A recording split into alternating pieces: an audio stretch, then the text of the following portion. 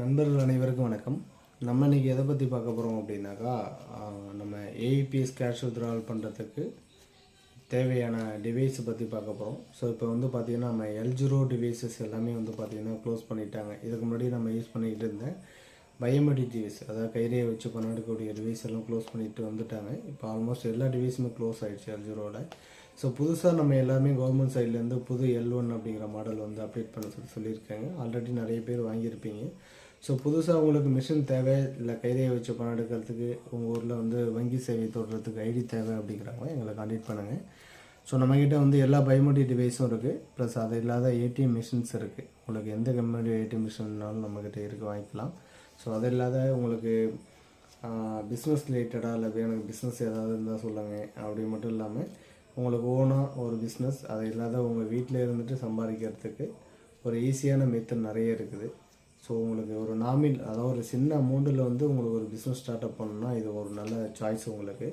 உங்கள் ஊர்லேயே நீங்கள் வந்துட்டு ஒரு வங்கி சேவையை தொடரலாம். சரிங்களா? ஸோ உங்கள் பேங்க்கில் நடக்கக்கூடிய 70% ஒர்க் வந்து பார்த்திங்கன்னா நீங்கள் வந்து ஃபினோட பிசிஓ இல்லை மற்ற ஐடி எடுத்து யூஸ் பண்ணுறதுனாலே நிறைய வேலைகள் நம்ம வந்து மக்களுக்கு வந்து நம்ம செஞ்சு கொடுக்கலாம்.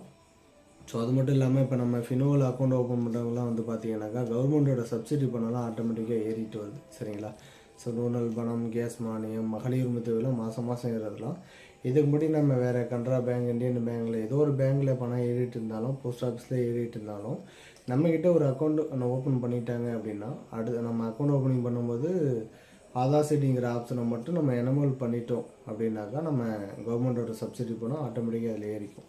ஸோ அந்த நம்மக்கிட்ட அக்கௌண்ட் ஓப்பன் பண்ணுறவங்க யார்ட்டையும் போய் அப்ரோச் பண்ணுங்கிற ஒரு எதுவும் கிடையாது. போஸ்ட் ஆஃபீஸ் பேங்க்லேயோ இல்லை வந்து பஞ்சாயத்து ஆஃபீஸ்லேயோ இல்லை தாலுக்கா ஆஃபீஸில் போய்ட்டு நம்ம கஸ்டமர் வந்து அப்டேட் பண்ணுங்கிற அவசியம் இல்லை. ஜஸ்ட்டு நம்ம அந்த ஆதார் செட்டிங்கிற ஒரு ஆப்ஷனை மட்டும் நம்ம எனேபிள் பண்ணிட்டோம் அப்படின்னா கவர்மெண்ட்லேருந்து பணம் வரக்கூடிய சப்சிடி பணம் எல்லாம் ஆட்டோமேட்டிக்காக ஏறிக்கும். ஏன்னா இப்போ ஒரு சில பேங்க்ஸ்லாம் பார்த்தீங்கன்னா ஏஇபிஎஸ் கேஷ் வித்ட்ராவல் பண்ணும்போது சார்ஜஸ்ங்கிறது அப்ளிகபிள் ஆகுது. சரிங்களா? அது எல்லாம் எந்த ஐடியில் எடுத்தாலும் வருது. ஸோ அந்த மாதிரி விஷயங்களை நம்ம ஷார்ட் அவுட் பண்ணணும் அப்படின்னா நம்ம இந்த மாதிரி பேங்கோட பிசி பாயிண்ட் எடுத்துகிட்டு ஸோ அதுலேருந்து நம்ம கஸ்டமருக்கு ஒரு 100 ரூபா அக்கௌண்ட் ஓப்பன் பண்ணி கொடுத்தா கூட நம்ம கஸ்டமர் நம்ம பிசியில் வந்து எடுக்கும்போது அவங்க சார்ஜஸ்ங்கிறது வராது. சரிங்களா? ஸோ அதை இல்லாத வந்து பார்த்திங்கன்னா ஃப்ரீ ட்ரான்சாக்ஷன் எல்லாமே இருக்கும். அப் டு 1 lakh வேணாலும் per day ஒரு நாளைக்கு வித்ட்ரா பண்ணுறதுனாலும் தாராளமாக வித்ட்ரா பண்ணி கொடுக்கலாம் நம்மளுடைய கஸ்டமராக இருந்தால். அது மீன்ஸ் வந்து ஃபினோவில் அக்கௌண்ட் ஓப்பன் பண்ணியிருக்காங்க அப்படின்னா அவங்களுக்கு ஒரு ஏதோ லோன் எடுக்க போகிறாங்க. இப்போ நிறைய பேங்க்கில் வந்து பார்த்தீங்கன்னாக்கா ஒரு மகளிர் லோன் எடுக்க போனாலும் சரி, குழு லோன் எடுக்க போனாலும் சரி,